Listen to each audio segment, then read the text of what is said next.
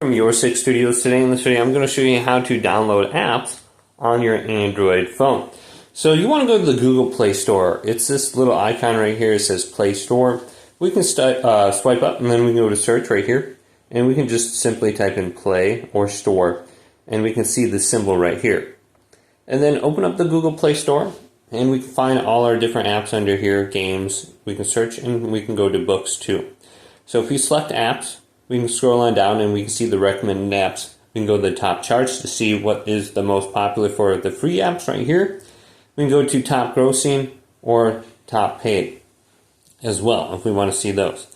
So to download an app, all you have to do is select it. So let's go to this Easy Home. I'm not sure what this is.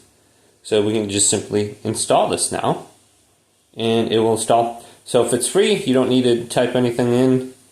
We can just go to skip, and then it will install onto your phone. So you can see it's downloading right now, and when it completes, we can go to the app and we can open it up under here. It will be added to our app list. So we can go to the bottom here and then swipe up, and we can see it under the last page of our app list, and we can hold down on it now. And we go to add to home screen, then we can drag it and we can bring it to the front screen right here. So very easy. Just go to the Google Play Store.